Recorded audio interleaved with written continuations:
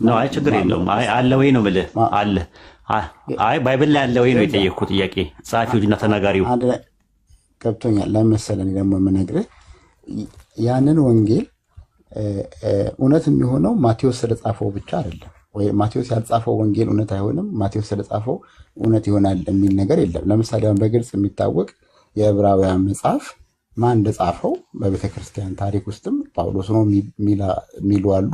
አይ ጳውሎስ አይደለም ባርናባስ ነው የሚሉ አሉ። የተለያዩ አይነት ሰጀሽኖች አሉ። ያንን መጽሐፍ ማንም የሚጻፈው ማንም፣ ያ መጽሐፍ ግን በእግዚአብሔር መንፈስ የተጻፈ መሆኑ ነው እንጂ ያን መጽሐፍ እሱም በኋላ ላይ ትነግረኛለህ። ቆይ ሚኪዬ መጽሐፉ በማን መንፈስ ተጻፈ የሚለውን ነገር ትነግረኛለህ። እሱ ከማስረጃ ጋር ትሰጠኛለህ። አሁን የመጀመሪያ ምንድነው መጽሐፊዎቹ እና ተናጋሪዎቹ እነማን እንደሆኑ ባይብል ላይ በግልጽ የተቀመጠ ነገር የለም ነው እያልከኝ ያለው። አራቱን ወንጌል የጻፉት ሰዎች እነማን እንደሆኑ የአንዳንዶቹ መጽሐፍቶች ምን ላይ እስቲ 66 መጽሐፍት ነው ያለው። ኖ አይ እሱን አልጠየቁም። ስለ 66 ይኸውልህ 66 መጽሐፍቶቹን አልጠየቁም። የአዲስ አልጠየቅኩም። ብሉይ ኪዳን 39 እና አዲስ ኪዳን 27 መጽሐፍቶቹን አልጠየቅኩም። የጠየቁ ጥያቄም 27ቱ የአዲስ ኪዳን መጽሐፍትን አይደለም የጠየቁ። አራቱ ወንጌልን የጻፉ ጸሐፊዎቹ ባይብል ላይ አሉ ወይስ የሉም? ሚኪዬ እኔ አሁን እርግጠኛ አይደለሁም። ግን ኦኬ ጥሩ። ከባይብል ውጪ ውጣና እስቲ ማስረጃ ስጠኝ። አራቱን ወንጌሎች ማን እንደጻፋቸው ማስረጃ ነገረኝ እስቲ። ከባይብል ውጣና ፈርስት ሴንቸሪ ላይ ፕራይመሪ ሪሶርስ ጠቅሰህ ንገረኝ። ከባይብል ውጪ ኢንዲፔንደንት ፕራይመሪ ሪሶርስ ጠቅሰህ ንገረኝ። ሰከንድ ፈርስት ሴንቸሪ ላይ ካለ ፕራይመሪ ሪሶርስ ፈርስት ሴንቸሪ ላይ እነሱ አራቱ ወንጌሎች እሽቶ አራቱን ወንጌሎች ተውና የማቴዎስን ወንጌል ማቴዎስ እንደጻፈ የሚያሳይ ፈርስት ሴንቸሪ ላይ ያለ ኢንዲፔንደንት ፕራይመሪ ሪሶርስ ንገረኝ። ኡስታዝ አሁን እኮ ምን መሰለህ እኔ የለም ብዬ ልለፍልሽ የለም። ግን የኔ ፖይንት ማንም የሚጻፈው ማን ወደ ሐሳቡን አልኝና ንገረኝ። እመጣላለሁ ችግር የለውም እመጣላለሁ። ግን መጀመሪያ ፈርስት ሴንቸሪ ላይ አምጣ። ፈርስት ሴንቸሪ ይኖር ይሆን? የለም። ሰከንድ ሴንቸሪ ላይ ይኖር ይሆን? ኦኬ በቃ ጥሩ። ሲጽፉት እነዛ ሰዎች ሲጽፉት ምንድን ነው ያልከው? በእግዚአብሔር መንፈስ ተመርተው ነው ያልከው? ሲጽፉት በእግዚአብሔር መንፈስ ተመርተው ቀኖናዊነቱ ማስረጃ ስጠኝ። በእግዚአብሔር መንፈስ ተመርተው ነው የጻፈው። ለምሳሌ የማቴዎስ ወንጌል ጸሐፊው አይታወቅም፣ ማን እንደሆነ ተናጋሪውም አይታወቅም። ጸሐፊው ሲጽፈው በእግዚአብሔር መንፈስ ተመርተው እንደሆነ የሚያሳይ ማስረጃ ስጠኝ ጥቅስ። የግድ ጥቅስ መሆን አለበት እንዴ? ታዲያ በምን ያውቃል? በእግዚአብሔር መንፈስ ነው ተመርተው የጻፉት አልክ። እሺ አልኩ። የቱ ጋር ነው እንደዛ የሚለው? የአንተ ስህተት የሚመነጨው ምን ጋር መሰለህ? አሁን ይህን ሀሳብ ከሶላ ስክሪፕቸር ጋር ልታገናኘው ነው። ሶላ ስክሪፕቸር አይደለም በእግዚአብሔር መንፈስ እንደተጻፈ የሚያሳይ ማስረጃ ስጠኝ። ይኸውልህ ሉቃስ ሲጽፍ ለቴዎፍሎስ ለሚባለው ጓደኛው ሲጽፍ በእግዚአብሔር መንፈስ ተመርቶ ነው የጻፈው የሚል ማስረጃ ስጠኝ። ወይ ደግሞ ጥቅል ላይ የሚሆነ ነገር ንገረኝ ከፈለግ ጥቅስ ካለ። ከሚኪን የሰማው እንዳልባል ቅዱሳን መጽሐፍት ቅዱሳን መጽሐፍት በእግዚአብሔር መንፈስ በተሞሉ ሰዎች እንደተጻፉ ይናገራል። አይ ቲንክ አንደኛ ጴጥሮስ ላይ አንደኛ ጴጥሮስ እስቲ አውጣውና ሳየን። ለዘኔ አዲስ ነው ባል ጥቅስ በቃል አሊዝም። ግን አንተ አሁን ይሄ አንደኛ ጴጥሮስ ላይ የተጻፈ ቃል ስለ ማቴዎስ ምን አገባው ልትለኝ ትችላለህ። ነው አልልህም። አይ ጥቅስ ነው የፈለጉት። በእግዚአብሔር መንፈስ ተመርተው ጻፉ የሚል ነገር ማስረጃ አላገኘውም እስካሁን። አንተ ግን አውጣና ሳየኝ ራሱ ማለት ነው። ምክንያቱም ከሚኪያስ ነው የሰማሁት እንዳልባል ሰዎች ኬታ መጣ ሲሆን ሚኪ የሚባል አለ እግዚአብሔር ቤት ገብቶ እሱን የነገረኝ ብዬ ማስረጃ አንተ ሳትው ማስረጃ መሆን ያለበት አንተም ሳትኖር አሳ ማጥመድና አሳ ማጥመድ ማስተማርና አሳ እያጠመዱ ማብላት ይለያያል። ስለዚህ እኔም ማስተማር ያለብህ አሳ ማጥመድ ነው። ሶርሱን ነው መስጠት ያለብህ። የቱ ጋር ነው እንደዛ የሚለው? እስቲ ጥቅሱን ስጠኝ። ቲንክ አንደኛ ጴጥሮስ ላይ ነው። ቁጥሩን እንግዲህ አንደኛ ጴጥሮስ ምዕራፍ ስንት? ምዕራፍ ቁጥር ኦኬ በቃ ተዘጋጀና እና እሺ፣ ሌላ ጊዜ ስታገኝ ሲመችህ ይህን ነገር አሁን ያልከውን ነገር ይዘናና እንቀጥላለን። ፖይንትን ባገኘው ደስ ይለኝ ነበር፣ አላገኘሁም። አሁን እነዚህ አራት ወንጌል የምትላቸው ሲጀምር በእግዚአብሔር መንፈስም የተጻፈ መጽሐፍ አይደለም። ጸሐፊዎቹም ተናጋሪዎቹም ማን እንደሆነ አይታወቁም። ራሱ ለምሳሌ ዕብራውያን መልእክት አልክ። የዕብራውያን ጸሐፊና ተናጋሪ ማን ነው ብዬ ብለህ አይታወቅም ነው የምትለኝ። ለምን? ስለማይታወቅ። አንተ ፋርማሲ ገባ አይደለ? መድኃኒት ይዘህ መጣ። ከዛ በኋላ ወሂድ ዋጠው ብለህ አልከኝ። እኔ መድኃኒቱን የምን መድኃኒት ነው ብዬ ስልህ አይታወቅም ብትለኝ እኔ ውጠዋለሁ? እኔ አንድ ጥያቄ ልጠይቅህ። ውጠዋለሁ? ሚኪ ውጠዋለሁ ወይ? ይሄ መጀመሪያ መልስልኝ። ለምንድን ነው የማልውጠው? ለምንድን ነው የማልውጠው? ለምንድን ነው የማልውጠው? ቆይ አንዴ መልስልኝና ትቀጥላለህ። መድኃኒቱ ምን እንደሆነ የራስ ምታት ነው የሆድ ቁርጠት ነው ሳታውቅ እንዴት ትውጣለህ? እንደዛ ነው ጸሐፊውም ተናጋሪውም። ስለዚህ የአምላክ ቃል አይደለም። ለምሳሌ የዕብራውያን መልእክት እኔ የአምላክ ቃል ነው ብዬ አላምንም። አንተ የአምላክ ቃል ነው ብለህ ታምናለህ? አምላክ የተናገረው ንግግር ነው ብለህ ታምናለህ? የአምላክን ቃል ለመጻፍ የተመረጠ ሰው አለ ብለህ ታምናለህ አንተ? ወይም ደግሞ እከሌ ከጻፈው ብቻ ነው አምላክ ነው የሚናገረው? የዕብራውያንን ደብዳቤ ዕብራውያን 1 ላይ የሚነግረን ወይም ደግሞ የሉቃስ ወንጌል ምዕራፍ 1 ላይ ቴዎፍሎስ ሆይ መልካም ሆኖ ታየኝ ብዙዎች በየተራ ሲያዘጋጁ የሚለው የአምላክ ንግግር ነው ብለህ ታምናለህ? አምላክ ነው እንደዛ የሚናገረው? የሉቃስ ንግግር ነው። ስለዚህ የሰው ቃል ነው ማለት ነው። ሉቃስ 1 ላይ ያለው የአምላክ ቃል አይደለም። የአምላክ ቃል እንዴት ያምላክ? ይሄ ሰው የተናገረው እኮ ነው። ስለዚህ የሰው ቃል ከሆነ በቃ እንደዛ ነው የምልህ እኮ። የሰው ቃል ገብተው ኢየሱስ የተናገረው ንግግር አሁን ለእኛ ለሙስሊሞች ኢየሱስ ሲናገረው የነበረው እንደው መለኮታዊ ቅሪት እንኳን ብትመለከተው ከራሴ ምንም አልናገርም ይላል። የላከኝ አብ እርሱ የምለውና የምናገረውን ትእዛዝ ሰጠኝ ይላል። ያ ትእዛዙ ደግሞ የተሰጠው ነገር ደግሞ ወንጌል ይባላል። በወንጌሉ ላይ ግን የተጨመሩ ነገሮች ወንጌል አይደለም። ለምሳሌ ሉቃስ 1 ላይ ያለው ጢሞቴዎስ ሆይ ምናምን ቴዎፍሎስ ሆይ እያለ ለጓደኛው የሚያወራበት ነገር ወንጌል አይደለም ለእኛ ለሙስሊሞች። ለምን? የተጨመረ የሰው ንግግር ነው። ወንጌል ማለት ከአምላክ የመጣ ነው። ሉቃስ ወንጌል 4:17 ላይ የጌታ መንፈስ በእኔ ላይ ነው ለድሆች ወንጌል ይሰብክ ዘንድ ቀብቶኛልና አለ። ሉቃስ 5:1 ላይ ደግሞ የአምላክን ቃል ይናገር ነበር አለ። ማርቆስ ወንጌል ምዕራፍ 1:15 ላይ የአምላክን ወንጌል እየሰበከ መጣ፣ በወንጌል እመኑ አለ ይላል። ኢየሱስ ሲናገረው የነበረው ማስተማር ሲጀምር ነው። የወንጌሉ መጀመሪያ የሚጀምረው የኢየሱስ ወንጌል መጀመሪያ ይህ ነው ብሎ ማስተማር ሲጀምር ነው የሚጀምረው። ማስተማር ሲጀምር ደግሞ ሉቃስ 3:23 ላይ እድሜው 30 ዓመት ነበር ይላል። ከሌን ወለደ የሚለው ነገር ሉቃስ ለእንትና የሚናገረው ነገር ታሪክ ናቸው፣ የሰው ቃል ናቸው። የሰው ቃል በአምላክ ንግግር ላይ ገብተዋል። ትክክል እኮ ታዲያ መጽሐፍ ቅዱስ። ስለዚህ የሰው ቃል ብቻ ሳይሆን የሰይጣንም ቃል አለ። ኦኬ ቴንክ ዩ እናመሰግናለን። አሁን ወደ ነጥብ ግባ። ጥያቄ ጠይቃለሁ አይደል? ወዳልከው ጥያቄ ጠይቀኝ። ጥያቄ ጠይቃለሁ። ምን ነበር ቀደም ልጁን ያነሳለት ሀሳብ ላይ የነገርኩህ መሰለኝ እኮ። አይ ጥያቄ ጠይቃለሁ አልከኝ። አንተ ጥያቄ ልጠይቅህ አልከኝና ቆይ ይችኛዋን እንጨርስ ብያት ነበር። አንተ ወደ ጥያቄ መሄድ ትችላለህ። አፍረሳኝ እኮ ማት ነገር አዘብዘበኝ። ኦኬ ስታስታውስ መምጣት ትችላለህ ማለት ነው። ሌላ ሰው አስገቡልን። እናመሰግናለን ሚኪዬ። ሌላ ሰው ደግሞ አስገቡ። ጥያቄ ያለው ሰውም ካለ እናትም ካለች ግን በዚህ ላይ አንድ ጥያቄ ልጠይቅ የምፈልገው ነገር አሁን ለምሳሌ የእግዚአብሔር መጽሐፍ ቅዱስ እንደዚህ የእግዚአብሔር ቃል አለመሆኑን በዚህ መንገድ አስረዳኸኝ። እስቲ ቁርአን የእግዚአብሔር ቃል መሆኑን እስቲ ደግሞ አስረዳኝ። ቁርአን ሙሉ ለሙሉ ያለ ንግግር ነው። አላህ ነው የሚናገረው። ካላ ውጪ ተናጋሪ የለውም። ኢብን ረሱል ሰለላሁ ዐለይሂ ወሰለም ድርሻ የላቸውም በቁርአን። ቁርአንን የሚናገረው የዓለማቱ ጌታ አላህ ነው። እሺ እስቲ ቀጥል። ማስረጃ የቁርአኑን አንብበው። ውስጥ ቁርአኑን ስታነበው የሚናገረው አላህ ነው። ሰማይና ምድርን የፈጠርኩት እያለ የሚናገረው እንትን እያለ የሚናገረው ራሱ አላህ ነው። የፈጠረው ፈጣሪ ነው እየተናገረ ያለው። መናገሩ ምን ማስረጃ አለው? እሱን ነው እኮ እየተናገረ ያለው። አሁን ይኸውልህ ቁርአን ውስጥ ያለውን እየተናገረ ያለው ፈጣሪ መናገሩን ሱረቱ ሁጁራት ምዕራፍ 49 ቁጥር 12 ላይ እናንተ ሰዎች ሆይ ከወንድና ከሴት ፈጠርናችሁ ይላል። ተናጋሪው ፈጣሪ ነው።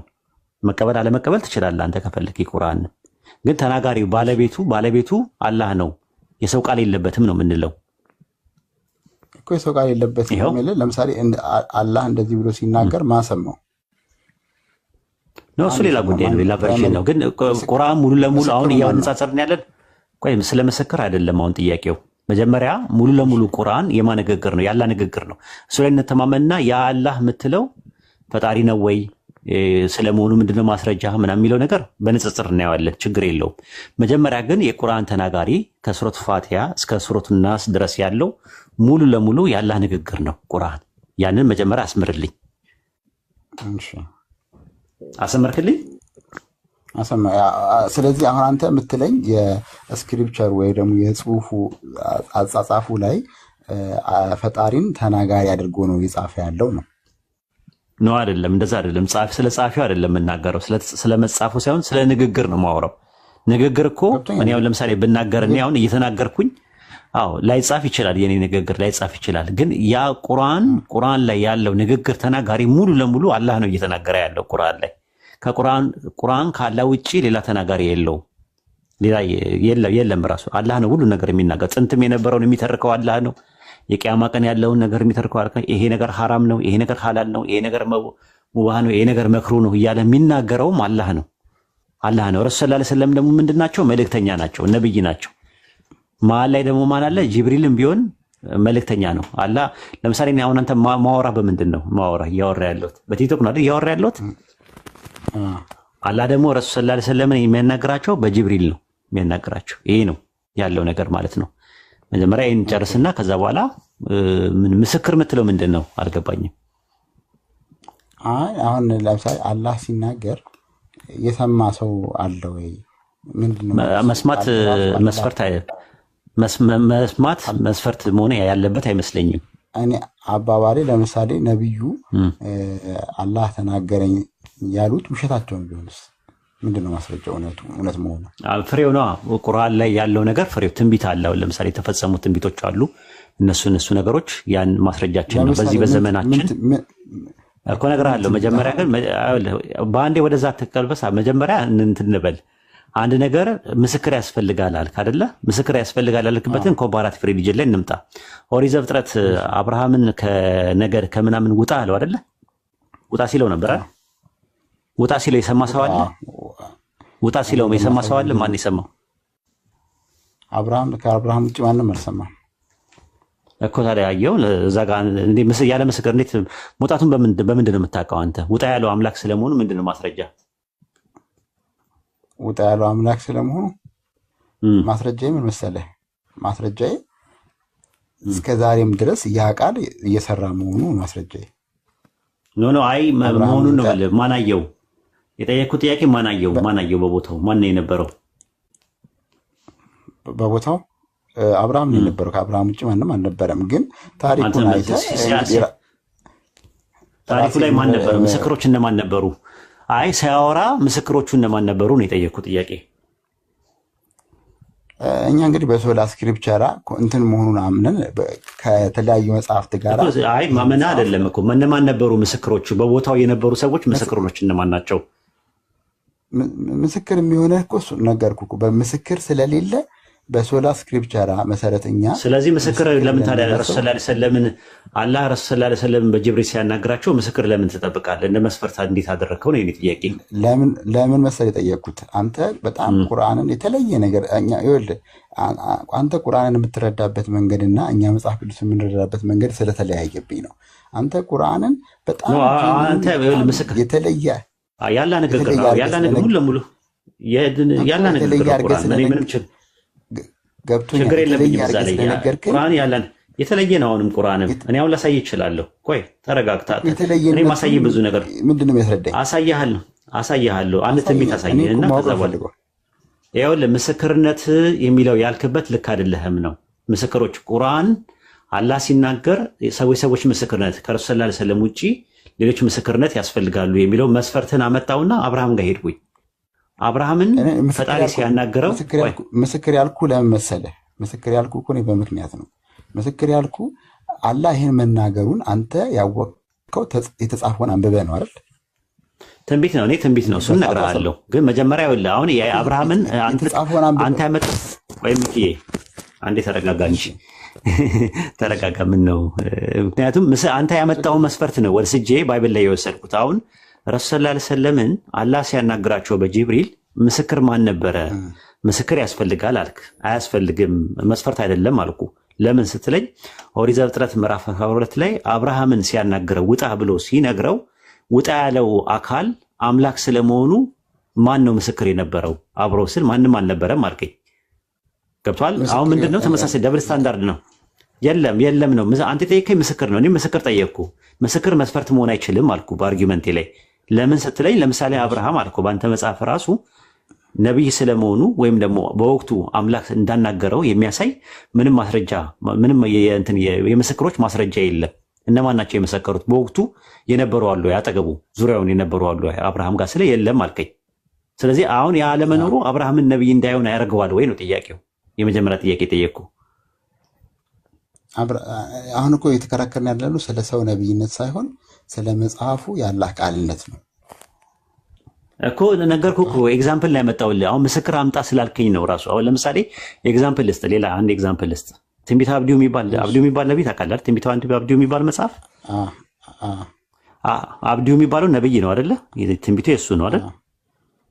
አብዲዩ ነቢይ ስለመሆኑ የሚያሳይ እስቲ ከአብዲዩ በፊት እና አብዲዩ በነበረበት ሰዓትና አብዲዩ ካለፈ በኋላ ስለ አብዲዩ ነቢይነት የተናገረ ሰው አለ?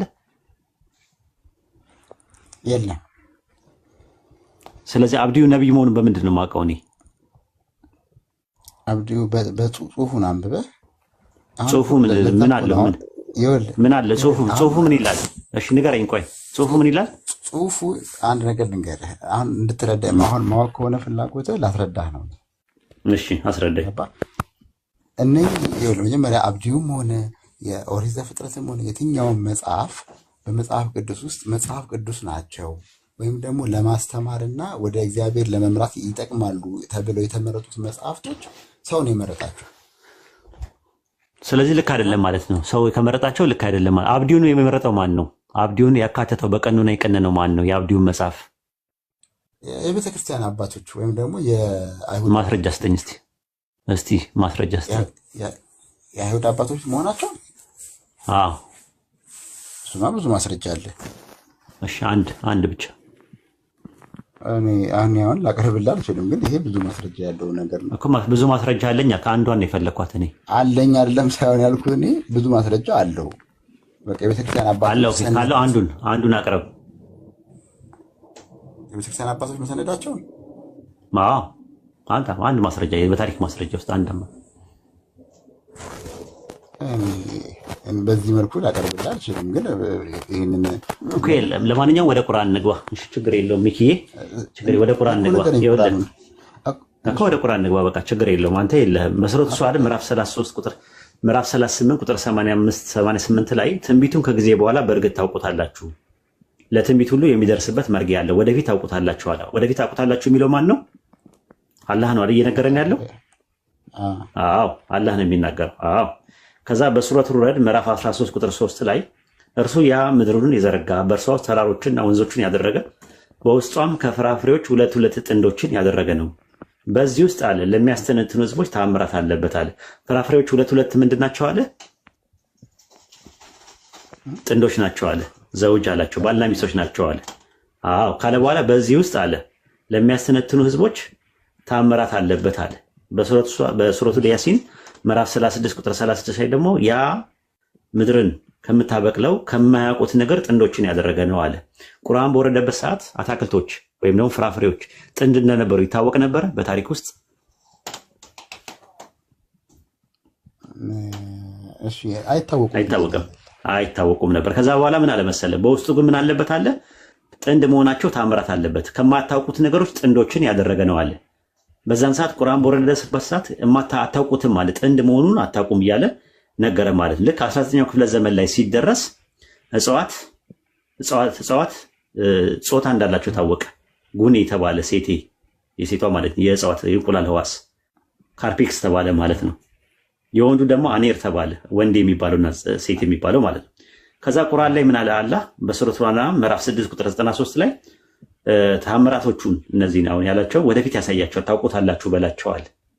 ከዛ ለትንቢት ሁሉ የሚደርስበት መርጊያ አለው አለ። ወደፊት ታውቁታላችሁ ተአምራቶቹን። በዚህ ውስጥ ምን አለ? መጀመሪያ አታክልቶች ጥንዶች ናቸው አለን። ከዛ በዚህ ውስጥ ምን አለበት አለ? ተአምራት አለበት አለ። ተአምራቱን ደግሞ ወደፊት ታውቁታላችሁ አለ። ለትንቢት ሁሉ የሚደርስበት መርጊያ አለ፣ ወደፊት ታውቁታላችሁ አለ። መቼ ነው ያወቅነው? በ19ኛው ክፍለ ዘመን ቁርአን የተናገረው መቼ ነው? ይህንን በ6ኛው በቁርአን ዘመን ከ1400 ዓመት በፊት ነው አይደል የተናገረው? እንዴት ሊናገር ቻለ? የሚመጣውን ነገር እንዴት ሊያስቀምጥ ቻለ ቁርአን? አንድ ነገር የሚመጣውን ነገር ስላስቀመጠ የሚመጣውን ነገር ማስቀመጥ ተአምር ነው እንዴ ታዲያ? አዎ ይላል ፈጣሪ። የሚመጣውን ነገር ከእናንተ ከምታመልኳቸው አማልክት መካከል የሚመጣውን ነገር ማንም መናገር አይችልም ብሎ ኢሳያስ ላይ ያስቀመጠው። በአንተ መጽሐፍም ስትመለከተው ማስቀመጥ አይችልም ብሎ ነው ያስቀመጠው። በጣም ይወራረዳል ፈጣሪ። ምንድን ነው የሚለው? የሚመጣውን ነገር ሳይሆን ይንገሩኝ ነው። ኢሳያስ 44:7 ላይ ይኸው የሚመጣውን ነገር ሳይደርስ ይንገሩኝ፣ ከምታመልኳቸው አማልክት መካከል የሚመጣውን ነገር ሳይደርስ ይንገሩኝ ብሎ ይናገራል። መናገር ማንም አይችልም ብሎ ነው ያስቀመጠው። ስለዚህ አሁን የቁርአን ተናጋሪ እኮ ባይዘው የሚመጣ ነገርም ብቻ ሳይሆን ይሄ እኮ እውቀት ነው። እንግዲህ ምናልባት እውነት ፕሩፍ እንኳን ከተደረገ ትንቢት ነው አለ። ትንቢት ነው ብሎ ነገረን። ጥንድ አለ፣ እጽዋቶች ጥንዶች ናቸው፣ በውስጡ ታምራት አለበት፣ ወደፊት ታውቁታላችሁ። ለትንቢት የሚደርስ ነው። ጥንድ መሆናቸውን ወደፊት ታውቃላችሁ አለ። ጥንድ መሆናቸውን ወደፊት ታውቃላችሁ አለ። ከዛ 19ኛው ክፍለ ዘመን ላይ ደግሞ እኛ አወቀን፣ በዘመናችን ተፈጸመ። ይኸው የተነገረው ትንቢት ተፈጽመዋል። ሚኪዬ ምን ሆናል? እኔ ደግሞ ተአምር የምልህ ለምሳሌ እንደ ሙሴ ባህር ተከፍሎ ከሆነ እንደ ኢየሱስ ክርስቶስ አሁን ማወራለሁ ስለ ተአምር አይደለም፣ ስለ ትንቢት ነው የምናወራው። አቲዳ እንደ ፈርቲያማ አትሁን እንደ ሚኪ። ኧረ ትንቢት ማለት እኮ የእውቀት ቃል እኮ ነው። ትንቢት ነው። ትንቢት ማለት አንድ ነገር ትንቢት ይነገርህና፣ ትንቢት እኮ ማለት እኮ ምን መሰለህ፣ ወደፊት ያለውን ነገር ይነገርህና ያ ነገር ሲፈጸም ትንቢት ይባላል ማለት ነው። ትንቢት ተነግሮ ይፈጸማል ያ ነገር ሲፈጸም ማለት ነው። እና አንተ ፍርቲያምማ አትሁን። አሁን ስለ ታምር አይደለም እያወራን ያለ ነው። ታምር አይደለም ፍርቲያምማ ማለት ትንቢት። ምን አልከኝ መሰለህ? መጀመሪያ አልኩ ትንቢት ነው ስለ እንዴ ትንቢት ማንም ሊናገረው ይችላል ስትለኝ አይናገረውም። ኢሳያስ 44:7 ላይ ምን ይላል ፈጣሪ ሲወራረድ? የሚመጣውን ነገር ይንገሯችሁ፣ ከምታመልኳቸው አማልክት መካከል የሚመጣውን ነገር ይንገሯችሁ ብሎ ተወራረደ። መናገር አይችሉም ነው። የቁርአን ተናጋሪ አላህ ነው። ሰማይና ምድርን የፈጠረ አምላክ ነው። የሚመጣውን ነገር መናገር ችሏል። የሚመጣውን ነገር በቁርአን ነግሮናል ብዬ ስለ አይ እኔ የምፈልገው ተአምር ነው አልክ። ይኸውልህ ኡስታዝ አንድ ነገር ልንገርህ። አላህ ወይንም ኤሎሄ ወይንም ያህዌ ወይንም ፈጣሪ ወይንም እግዚአብሔር ሰማይና ምድርን የፈጠረ ከሁሉ በላይ የሆነ አምላክ ነው አይደለ?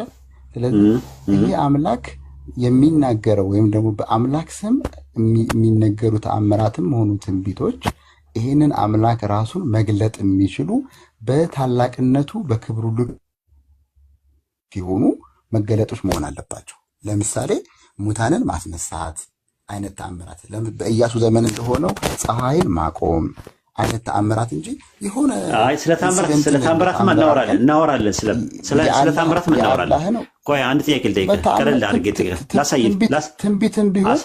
ትንቢትን ተወውና ወደ ተአምር እንምጣ። ወደ ተአምር ታላቅነት የሚገልጥ እኮ ተአምር እናምጣ። ለምሳሌ ችግር የለውም ተአምር ደግሞ እንምጣ። ኢያሱ ፀሐይና ጨረቃ በቦታቸው እንዲቆሙ አድርጓል አይደል? ኢያሱ ይላል ኢያሱ መጽሐፍ ላይ ማስረጃ ይኖራል። የአስትሮፊዚክስ ማስረጃ ይኖር ይሆን? አስትሮፊዚካል ማስረጃዎች ይኖሩ ይሆን? ጂኦሎጂካል ማስረጃዎች ይኖሩ ይሆን? አልደረሱበትም፣ እስካሁን አልደረሱበትም። ኦኬ ጥሩ። ረሱል ሰለላሁ ዐለይሂ ወሰለም ጨረቃን ለሁለት ከፍለዋል በዘመናቸው። በእኛ መጽሐፍ እሺ፣ በእኛ መጽሐፍ ጨረቃን ለሁለት ከፍለዋል። ይኸው አልኩህ። አሁን ታምሩ ጨረቃን ለሁለት ከፍለውታል። ማስረጃ ልስጥህ። ይኸው ሐዲሳችን ላይ ሐዲሳችን ይኸው ሐዲስ ማስረጃ የኛ መጽሐፍ ሐዲስ ቁርአን ነው እንዴ? እንደ ሐዲስ መጽሐፋችን ነው እኮ የኛ እኮ ቁርአንና ሐዲስ ነው የምንቀበለው። ሐዲስ ቁርአን አይደለም። አንተ ሰጠኝ ከምንድን ነው? ብዙ ሙስሊሞች ለምን እኛ ሙሉ ለሙሉ ሙስሊም ያምናል። አንድ ሰው ነው። አሁን ጥያቄው ይኸውልህ ቁርአን ላይ አለ ጨረቃ ለሁለት ተከፈለች ይላል። ጨረቃ ለሁለት ቁርአንም ይናገራል። ጨረቃ ለሁለት ተከፈለች ጨረቃ ይላል። ላሳይ። አይ ሙሉ ነው አይደለም። አይ ቁርአንና ሐዲስ ነው እኛ ሙስሊሞች የምንቀበለው። አሁን ሙሉ ነው ጎደሎ ነው አይደለም ጥያቄው። ጥያቄ ጠየቀው። ይኸውልህ ተአምር ነው የጠየቀኝ። ቆይ አንዴ ተረጋጋ ሚኪ። ህፃናቱ እንደበሰለ ሰው እናውራ። የጠየቀኝ ጥያቄ ምንድን ነው? ተአምር የሚባል ነገር አለ ወይ ብለህ ጠየቀኝ። አዎ አልኩ። መጀመሪያ ግን ተአምር ስለማድረጉ አርኪኦሎጂካል፣ አንትሮፖሎጂካል እና አስትሮፊዚካል ማስረጃዎችን የኢያሱን ልታመጣ አልቻልክም። ተጽፎ የተገኘ ነገር ነው የሰጠኝ ማስረጃ ብለህ የሰጠኝ። አሁን እኔም ተጽፎ የተነገረ ነገር ከቁርአንና ሐዲስ ነው። መመሪያ ሙስሊም ነኝ። ገብቶሃል? አሁን ለምሳሌ ኢያሱ ኤግዛምፕል ነው የምሰጥህ። ቆይ ኤግዛምፕል ነው የምሰጥህ። ኢያሱ ኦሪት ዘዳግም ላይ ኦሪት ዘጸአት ላይ ምናምን ስለ ኢያሱ ያወራል አይደል? ባይብል ፀሐይና ጨረቃን ያቆመው ኢያሱ መጽሐፍ ኢያሱ ኦልሞስት የታሪክ መጽሐፍ ነው። እኔ ጠየቅኩህ ከዘዳግም ላይ ስጠኝ እስኪ። ከእንትን ላይ ፀሐይና ጨረቃ እንዳቆመ ስጠኝ። ማስረጃ ስጠኝ ስለ ኢያሱ። ኢያሱ መጽሐፍ ላይ ነው ማቆሙን የሚታይ። ለምን እኔ የጠየኩ ከዘዳግም ላይ እኮ ነው የጠየኩ። ዘዳግም ያለ ኢያሱ ሙሉ አይሆንም እንዴ? ሙሉ አይሆንም እንዴ? ዘዳግም እኮ አንድ የመጽሐፍ ፓርት እንጂ እኮ አይደለም። አይደል አንተ ቁርአን። ስለዚህ እኔ ከዘዳግም ነው የምፈልገው። ከዘዳግም ነው የምፈልገው። እኔ እኮ ዘዳግም የአላህ ቃል ነው ብያለሁ። የአላህ ንግግር ነው። ኖ አይደለም። የኤግዛምፕል ላይ ሰጠው እኮ። አሁን ኢያሱ ፀሐይና ጨረቃን ስለማቆሙ ከዘዳግም ላይ ስጠኝ ብዬ ብጠይቅህ መጽሐፈ ኢያሱ ላይ ነው የምትሰጠኝ፣ ያለውን ነው የምትሰጠኝ። እኔ ሙስሊም ነኝ። እንደ ሙስሊምነቴ ቁርአንና ሐዲስ ነው መመሪያዬ።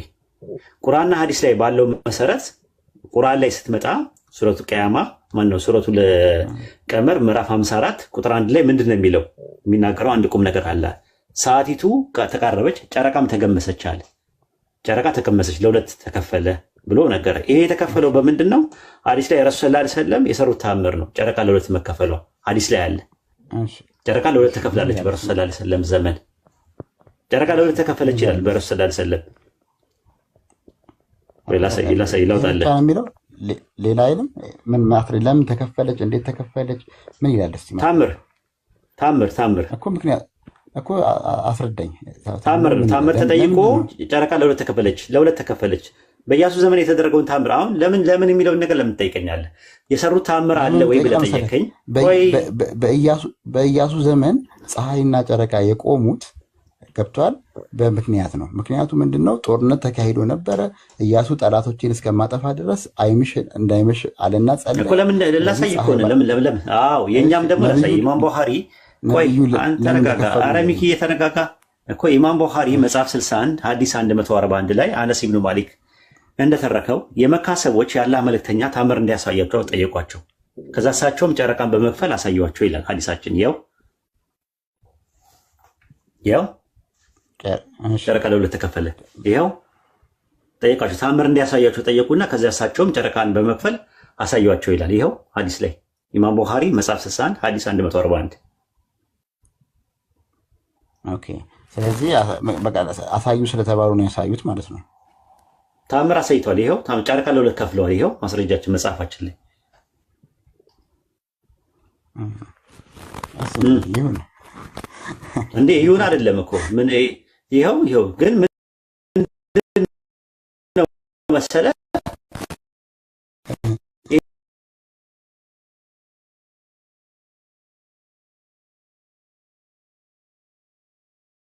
የተደረገውን ነገር ቅድም የጠቀስከው እንትን ማወቅ ፈልጌ ነበር። ቅድም የጠቀስከው ከቁርአን ነገር ምን ላይ ነበር? ነብዩ ተአምር አረጉ የሚለው ቃል ምን ላይ ነበር? ጠቅሱ። ቁርአን ላይ ያለው ሱረቱ ቀመር ማን ነው? ሱረቱ ቀመር ምዕራፍ 54 ቁጥር 1 ላይ ሰዓቲቱ ተቃረበች አለ። ሱረቱ ቀመር ማለት ጨረቃ ቀመር ማለት ጨረቃ ማለት ነው። ስለ ጨረቃ ስለሚያወራ ምዕራፍ 1 ቁጥር 1 ላይ ያለ ማን ነው? 54 1 ላይ ስለ ጨረቃ ስለሚያወራ ቁርአን ላይ ብዙ ጊዜ አሁን ለምሳሌ በቀራ ከተባለ ላም ማለት ነው፣ ጥጃ ማለት ነው። ስለ ጥጃ የሚያወራ የቁርአን ክፍል ሲኖር በዛ ላይ ይሰይመዋል። ኢምራን የሚለው ደግሞ ሱረቱ አል ኢምራን ሲባል ደግሞ የኢምራን ቤተሰቦች አሉ። ሱረቱ ማይዳ ማለት ደግሞ ስለ ማዕድ የሚናገር ነው። ስለዚህ አሁን የተለያየ ነገር ነው። ዝም ብለህ ነው እንትን የምትለው። አሁን ሱረቱ ቀመር ምዕራፍ 54 ቁጥር 1 ላይ ሱረቱ ቀመርን ይሄ ሱረቱ ቀመር ነው ብሏል አላህ። ረሱል ብለውናል በሐዲስ ላይ ቁርአን ውስጥ የአላህ ንግግር ብቻ ነው ያለው ስላልከኝ ነው። እኔ እኮ እሱን ነው የምፈልገው። ቁርአን ያላህ ንግግር ነው፣ ግን የሱረቱ ቀመር የሱራውን ስም ረሱል ሰለላሁ ዐለይሂ ወሰለም ናቸው። እሳቸው እኮ ነብይ ናቸው። ሲጀመር ከራሳቸው አይደለም የሚናገሩት። ራሱ እሳቸው ሲናገሩ ሐዲስ አይደል። ስለዚህ ቁርአን ውስጥ አሁን ሌላ ቦታ አትሂድ። አሁን መጀመሪያ ዝም ብለህ ያላህም ቃል አለ ማለት ነው። ተረጋጋ። ከላይ ያለው የሱራው ስም ነው እንጂ ሱራው ውስጡ ያለው ነገር አጠቃላይ ያላ ንግግር ነው። የሱራው ስም ማን ያወጣለት ያልኩ ነው። ህፃናቱን አሁን ሌላ ቦታ አንተም እኮ የጠየቀኝ ጥያቄ እኮ ህፃናቱን ማቴዎስ ወንጌል ማን ጻፈው? መጀመሪያ ጨርስ። መጀመሪያ ጨርስ። ማን ጻፈው አይደለም። ቆይ እሱን ጠይቀኛለህ በኋላ ላይ። ህፃናቱን ከህፃን ጋር እንደማወራ እንደበሰለ ሰው አውራ። መጀመሪያ ምን ብለህ ጠየቅከኝ? ትንቢት አለ ወይ ብለህ ጠየቅከኝ። ልክ ትንቢቱን ስመልስልህ ትንቢት እኮ ማንም ሊያመጣው ይችላል አልከኝ። ኢሳያስ 44 ላይ ቁጥር 7 ላይ ያመጣውና ትንቢት አይደለም። የሚመጣውን ነገር ወይ አዳምጥ አዳምጥ ስጠይቅህ አዳምጥ። አንተ ህፃናቱን ትክክል አይደለም። ይኸውልህ ህፃናቱን ከህፃን ጋር አይደለም ማወራው። ህፃናቱን በደንብ እየገረፍኩ ነው ማስተምር። ኢሳይያስ ምዕራፍ 44 ቁጥር 7 ላይ ያለውን ጥቅስ አወጣውና የሚመጣውን ነገር ይንገሯችሁ የሚል ጥቅስ አለ ብዬ ሳመጣልህ መናገር አይችሉም። የሚመጣውን ነገር ስለ ታምር አልክ ቶሎ ብለህ። ከዛ እሺ ላስጨርስ ብዬ ስለ ታምር ማውራት ጀመርን። ስለ ታምር ማውራትን ሳንጨርስ ደግሞ ምን አልክ? ስለ ምዕራፍ ማውራት ጀመርክ። ስለዚህ እኛ አባሮሽ አይደለም እንጫወተው። ይበቃሃል እስካሁን ድረስ ስላወራው ነገር። ለከቲም ደግሞ እድሉን እንስጠው ኢንሻአላህ። ይበቃሃል።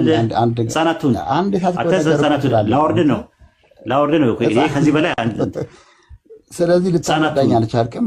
ባልከው መጠንም እውነት የለህም። እውነትህን ልስማና ያንተን እውነት ልቀበል እያልኩ ነው ያለሁት። ሂድ ከቲም ቀጥል። ሰላም ብያለሁ፣ ሁላችሁንም ሰላም ብያለሁ። ሰላም ብለናል።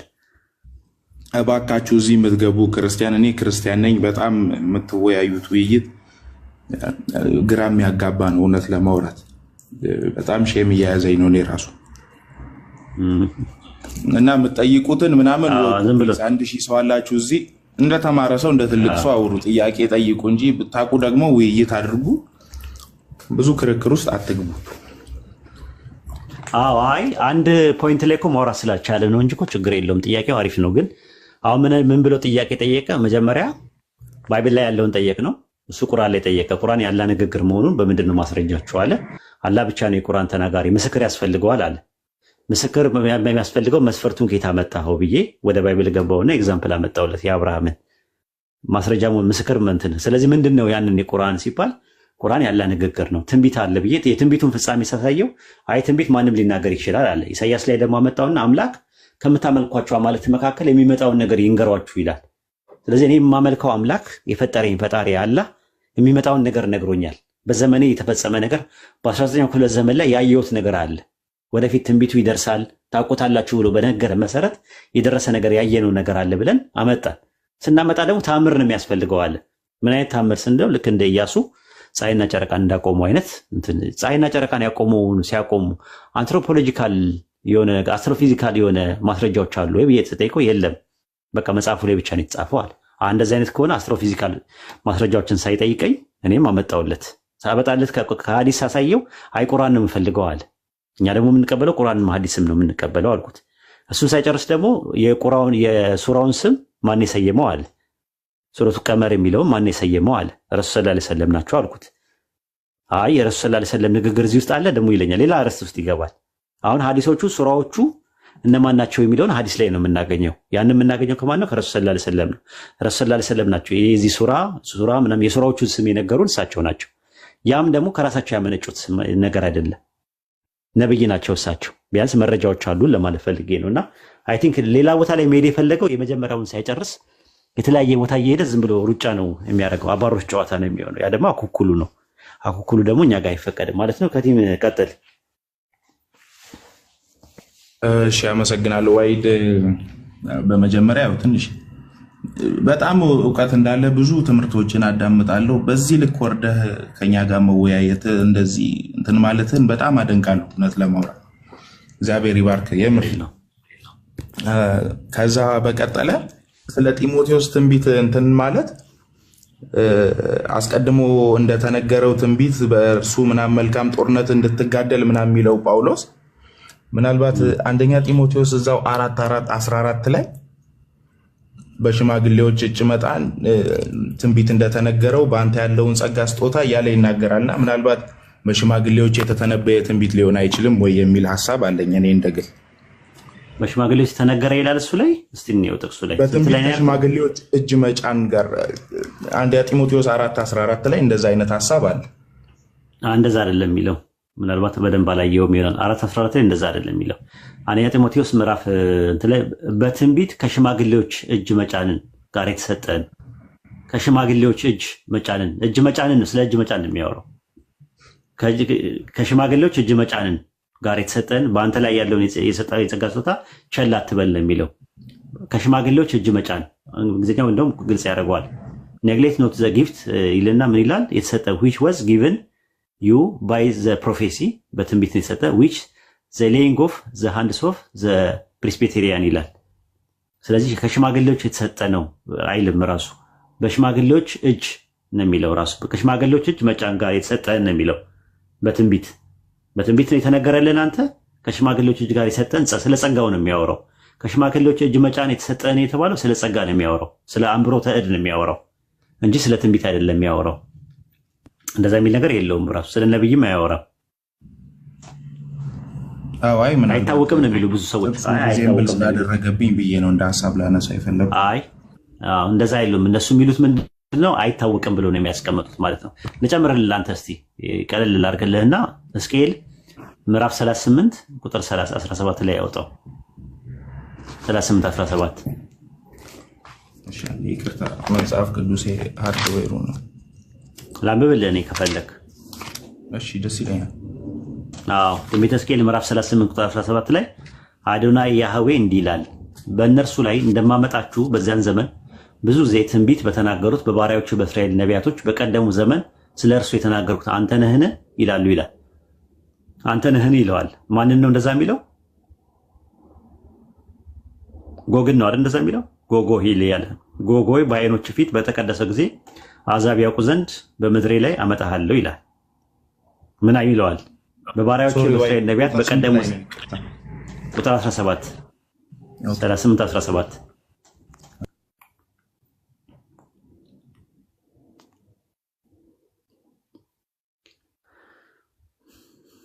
በባሪያዎቼ በእስራኤል ነቢያቶች በቀደመው ዘመን ስለ እርሱ የተናገርኩት አንተ ነህን ይላል። ስለዚህ ከሕዝቅኤል በፊት በቀደሙ ነቢያቶች የተናገረው ለማን ነው? ስለ ጎግ መምጣት።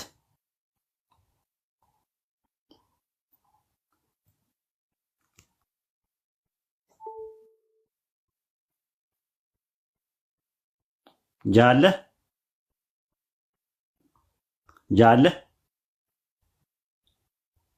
ስልኩን የምታውቁ ሰዎች ደውሉለት፣ ሊዘጋ ነው።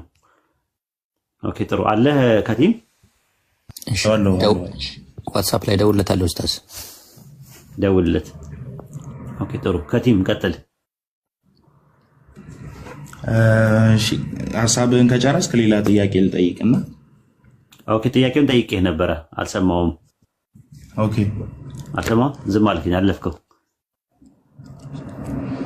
17 ላይ ጌታ እግዚአብሔር እንደዚህ ይላል ብሎ የሚቀጥለው ነው። በእነርሱም ላይ እንደማመጣ በዚያ ዘመን ብዙ ዓመት ትንቢት በተናገሩ በባሪያዎቼ በእስራኤል ነቢያቶች በቀደመው ዘመን ስለ እርሱ የተናገርኩ አንተ ነህን? በዚያም ቀን ማን ነው አንተ ነህን የሚለው? አንተ ነህን የሚለው ማን ነው? ጎግን ነው አይደል? በዚያም ቀን ጎግ ብሎ ይቀጥላል። ስለማን የተናገርኩት አለ? በቀደመው ዘመን የተናገርኩት አለ። ስለ እርሱ የተናገርኩት አንተ ነህን ይለዋል። ስለማን የተናገረው? በእስራኤል ነቢያቶች በቀደመው ዘመን የተናገረው ስለማን ነው? ስለ ጎግ ስለ ጎግ። አዎ ስለ ጎግ የትኛው ነብይ ነው የተናገረው? ከሕዝቅኤል በፊት የእስራኤል ነቢያቶች መካከል ስለ ጎግ የተናገሩት እነማን ናቸው? ስለ ጎግ መምጣት የተናገሩት እነማን ናቸው? እንጃ ጎግ የሚለውን ስም ራሱ አሁን የሰማሁት እኔ። ወይድ ጎግ ማጎግ የሚባል ነገር አታውቅም? ጎግ ማጎግ እነዛ የሆኑ አስፈሪ ፍጥረቶች ነገር ናቸው ጎግ ማጎጎች። አይ ጎግና ማጎግ የሚባሉ ህዝቦች ነበሩ አይደል? ጠይጠፉ የተሰወሩ ፍጥረቶች አሉ። በትክክል እነዛ ሰዎች ከሰሜን እንደሚመጡ ይናገራል በመጨረሻው ዘመን ላይ። ስለ እነሱ መምጣት ከሕዝቅኤል ውጭ የተናገረ የእስራኤል ነቢያቶች አሉ ወይ? በቀድሞ ዘመን የተናገሩት እነማን ናቸው? ይህን እንደ ቤት ስራ ይዘዋለሁ። አብሽ ኦኬ ያዘውሽ። በቃ ቃላብ አለ። ቆይ አንዴ ለቃላብ እድል እንስጠውና ይሄን የሚመልስ ከሆነ ከዛ በኋላ ቃላብ አለ። ሰላም አደራችሁ። ሰላም ነህ? እንዴት ነህ? ያ እግዚአብሔር ይመስገን። ትመልሰዋለህ ይሄን ጥያቄ? አይ እኔ ዲቴል እንደዚህ አይነት ነገር እኔ ብዙም አላውቅም። ኦኬ እሺ፣ ከቲም ቀጥል ወደ ጥያቄ። እሺ ኤፌሶን 3:8 ላይ ዋይ ስለ አብርሃም በረከት ያወራና በአንተም አሕዛብ ሁሉ ይባረካሉ ብሎም ወንጌልን ለአብርሃም አስቀድሞ ሰበከ ይላል ጳውሎስ ሲናገርና ለአብርሃም የተሰበከው ወንጌል ምን አይነት ወንጌል ነው? አማርኛ ላይ ነው ወንጌል ብሎ ያስቀምጥ። አይ እንደዛ አይደለም፣ ቡሽራት ነው የሚለው አረብኛው። ቡሽራት ነው የሚለው። ቡሽራት ማለት የምስራች ማለት ነው። ቁርአንም ቡሽራት ተብሏል፣ የምስራች ተብሏል ማለት ነው። ወንጌል የሚለው ቃል የግዕዝ ቃል ነው አይደለ? የምስራች ማለት ነው ትርጉሙ። የምስራችን ሰበከ ነው የሚለው እንጂ ወንጌል ሰበከ አይደለም የሚለው። ያው የትርጉሙ በሊንጉስቲካል አፕሮች አድርገው ነው እንትን ያሉት ማለት ነውና እንደዛማ ከሄድክ እስቲ እንትን ላይ አውጣ እስቲ ዕብራውያን 4 ላይ ግባ።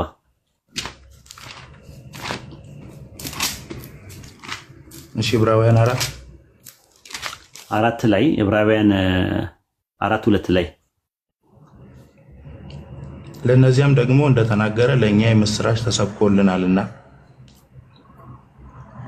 ዳሩ ግን የሰሙት ቃል ከሰሚዎቹ ጋር በእምነት ስላልተዋሃደ አልጠቀማቸው።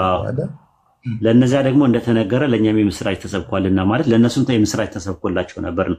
የምስራች የሚለው ቃል ምን ማለት ነው? የምስራች የተባለው በግዕዙ ምን ይለዋል? ይህንን ቃል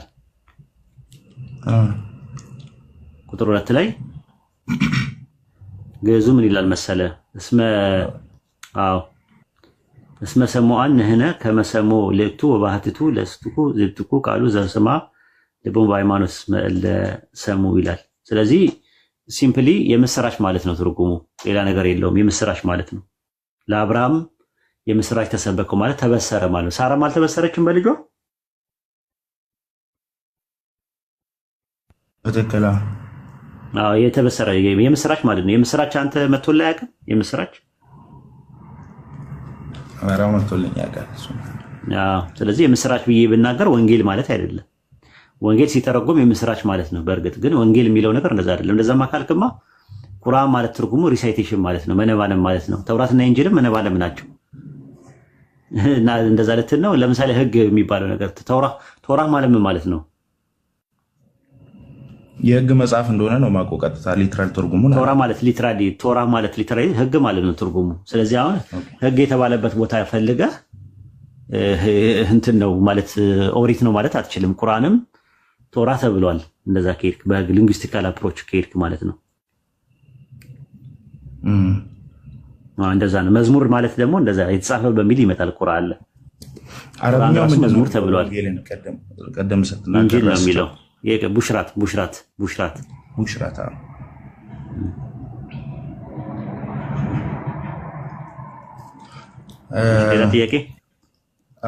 ሌላ ጥያቄ ትንቢተ ሚልክያስ 5:2 ላይ አንቺን ቤተልሔም ኤፍራታ ሆይ አንቺ በይሁዳ አእላፋት መካከል ትሆኚ ዘንድ ታናሽ ነሽ፣ ከአንቺም ግን አመጣጡ ከቀድሞ ጀምሮ ከዘላለም የሆነ በእስራኤልም ላይ ገዢ የሚሆን ይመጣል ይላልና ምናልባት ይህንን ጥቅስ ለኢየሱስ ክርስቶስ ሪፈር ያደርጉታልና እንዴት ነው አንተ የምታየው ይህንን ጥቅስ? ለኢየሱስ ነው የሚያመለክተው፣ ስለ መሲህ ነው። ማቴዎስ 2:15 ላይ እስቲ ግባ።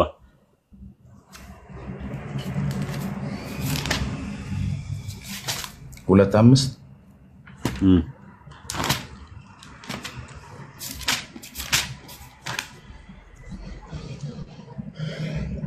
አንቺም ቤተልሔም የይሁዳ ምድር ከይሁዳ ገዢ ከቶ አታንሺም፣ ሕዝቤም እስራኤልን የሚጠብቅ መስፍን ከአንቺ ይወጣልና ተብሎ በነቢይ እንዲህ ተጽፏልና። ስለዚህ ለኢየሱስ ነው የሚሆነው። እዚህ ጋር ጥያቄ አለ? ለየት ያለ ነገር ለኢየሱስ ነው እንግዲህ። ዋው እውነት ነው። ምናልባት ከዘላለም የሆነ የሚለውና አይጠሩ እንደዛ የሚለው አንደኛ እንትን ላይ እሱ ላይ አለ ማቴዎስ 2:5 ላይ ከትንቢተ ሚልክያስ 2:5 ላይ ጠቅሶ ሲጠቅስ እና ከየት ነው ያመጣው? የማቴዎስ ጸሐፊ ከየት ነው ያመጣው? ምናልባት ሜንሽን ሲያደርግ ሙሉውን ግዴታ ማለት አለበት። መሆን ነበረበት ራሱ ማለት ነው። እና ግን ችግር የለውም። አሁን ምንድነው ጥያቄ? አወጣቱ ከቀድሞ ጀምሮ ይላል አይደለ? ከቀድሞ ጀምሮ ይላል። ቀድሞ የሚለው ቄደም ነው። ቀድሞ የተባለው ሚክያስ 7:20 ላይ ገባ ታገኘዋለህ። ቀድሞ የተባለው የወጣው አወጣቱ ከቀድሞ ጀምሮ ስለሚል አወጣቱ ቀድሞ ቄደም የሚለው ቃል እዛው ላይ አለ 7:20 ላይ ሚክያስ 7:20 ላይ ከቀድሞ ዘመን ጀምረ ለአባቶች የማልክላቸውን እውነት ለያዕቆብ ምሕረትንም ለአብርሃም ታደርጋለህ። ስለዚህ የቀድሞ ዘመን የሚባለው የአብርሃም የይስሐቅ የያዕቆብ ዘመን ነው። ከዛ ነው አወጣቱ ከነሱ ነው የወጣው ራሱ ማለት ነው ስትመለከተው ማለት ነው። መውጣቱን ደግሞ የምታውቀው በምንድን ነው? ዘኍልቍ 24:17 ላይ ከያዕቆብ ኮከብ ይወጣል አለ። ያዕቆብ ማለት ያው እንትን ነው ትንቢተ ኢሳይያስ ምዕራፍ 11 ቁጥር 1 ላይ ከእሴይ ግንድ በትር ይወጣል ከስሩም ቁጥቋጦ ያፈራል ይላል። ዘካርያስ 3:8 ላይ እነሆ ባሪያዬ ቁጥቋጦን አወጣለሁ አለ። ዕብራውያን 7:14 ላይ ደግሞ ከይሁዳ ነገድ እንደወጣ የተገለጠ ነው አለ። ስለዚህ አወጣጡ ከቀድሞ ጀምሮ ማለት ከነሱ ነው የወጣው። ሚክያስ 5:2 ላይ ኢየሱስ የሚያሳየው አወጣጡ ከቀድሞ ጀምሮ ነው አለ። ከማን ጀምሮ ነው? ከቀድሞ ጀምሮ ከአብርሃም ከይስሐቅ ከያዕቆብ ጀምሮ ነው የወጣው አወጣጡ።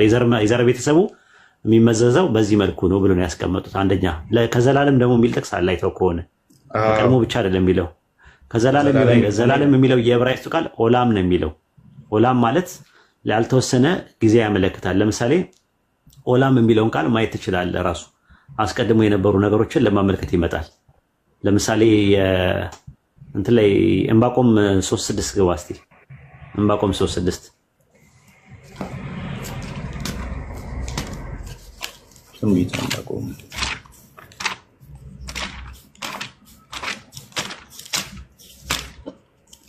ዕንባቆም 3:6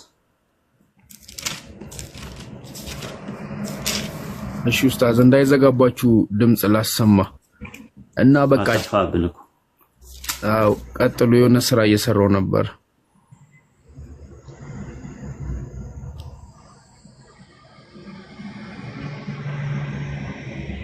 ኦኬ ችግር የለውም ቀጥል። እሺ አንብበው ምን ይላል? አንድ ያላገኘሁትም ኡስታዝ ዕንባቆም 3:6 ትንቢተ ዕንባቆም ምዕራፍ 3:6 ኡስታዝ በቪዲዮ ልክፈትልህ ነው ኡስታዝ? አዎ ትችላለህ። በቪዲዮ ሳይሆን አንብበለት ከፈለክ። እሺ ቆመ ምድርንም አወካት ተመለከተ፣ አሕዛብንም አናወጠ። የዘላለም ተራሮች ተቀጠቀጡ፣ የዘላለም ኮረብቶች ቀለጡ። መንገዱ ከዘላለም ነው። ስለዚህ ኦላም የሚል ቃል የሚጠቀመው ተመሳሳይ ነው። የዘላለም ተራሮች ማለት ጥንት መኖራቸውን የሚያሳየው እንጂ የዘላለም ማለት ኢተርኒቲ ናይዘር ቢጊኒንግ ማለት አይደለም። መጀመሪያ የላቸው ማለት አይደለም ተራሮቹ ማለት ነው። ዘፍጥረት 49 ላይ ማየት ትችላለህ። ዘፍጥረት 49 አውጣለት። ዘፍጥረት 49 ምዕራፍ 49 ቁጥር ስንት ኡስታዝ? ቁጥር 26 ላይ የአባትህ በረከቶች ጽኑዓን ከሆኑ ከተራሮች በረከቶች ይልቅ ኃያላን ናቸው። ዘላለማውያን ከሆኑ ከኮረፍቶችም በረከቶች ይልቅ ኃያላን ናቸው። እነርሱም በዮሴፍ ራስ ላይ ይሆናሉ፣ በወንድሞቹ መካከል አለቃ በሆነው ራስ አናት ላይ። አዎ ዘላለም የተባሉት እነማን ናቸው? ኮረብቶች ናቸው። ቅድም ያየው ላይ ደግሞ ተራሮች ናቸው።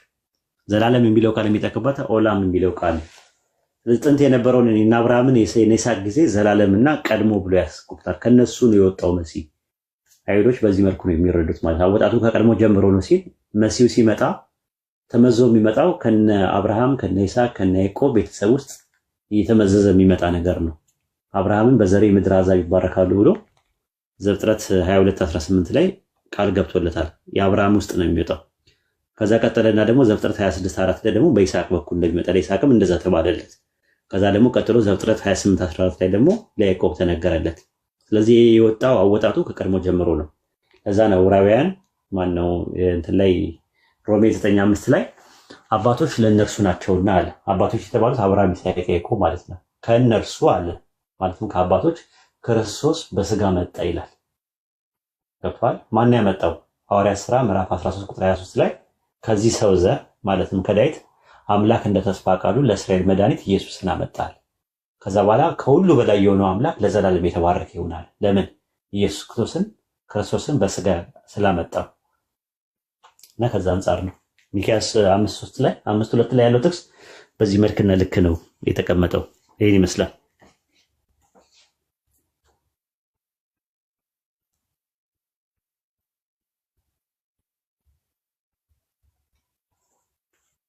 ግልጽ ነው። ከቲም ነው ግልጽ ነው በጣም ሶሪ።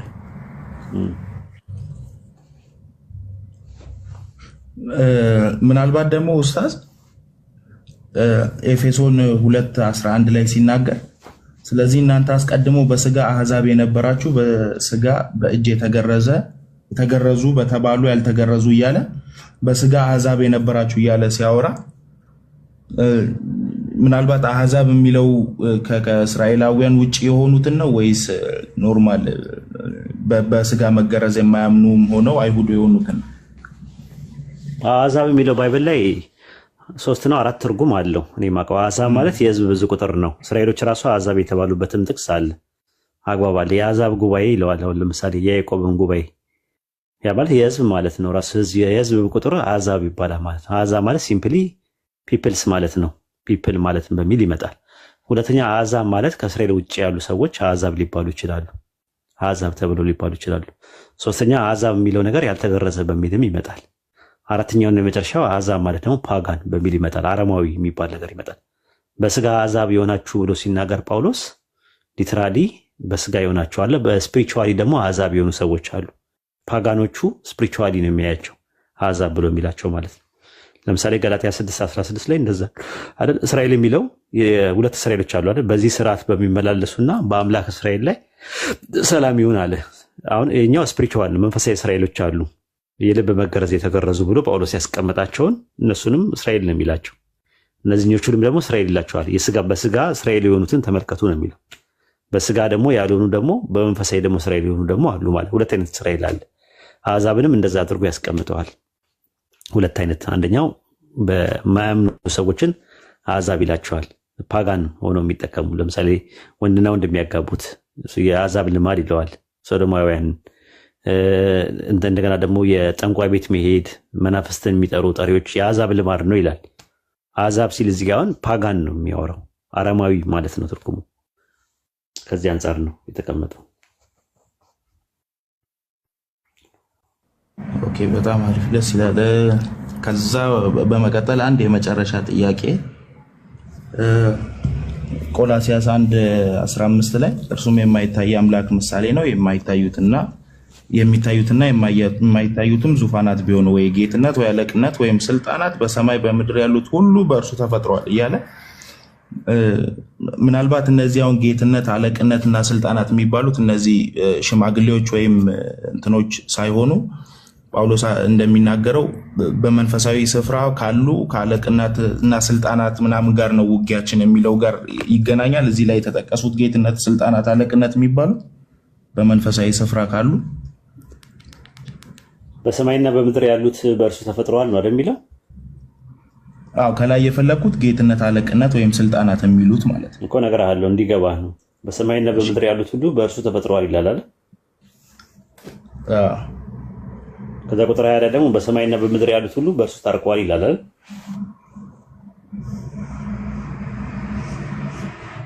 ይላል አይደል? እንደዛ ታርቀዋል ይላል። በሰማይና በምድር ያሉት ሁሉ በራሱ ሊያስታረቅ ፈቅዷል አለ አይደል? እነማን ናቸው የሚታረቁት? መላእክት ናቸው። በሰማያት ያሉት ሁሉ የተባሉት መላእክትን ይጨምራል፣ ፀሐይ፣ ጨረቃን፣ ከዋክብትን ይጨምራል። በምድር ያሉት ሁሉ ሲል ደግሞ እንስሳትን፣ እጽዋትን፣ ማዕድናትን ያካትታል። ከቲም አለ ከቲም አለው። እኔ ኔትወርክ ነው መሰለኝ። አዎ አለ። ወርዷል። አሁን ወርዷል። እሺ ተመለሰና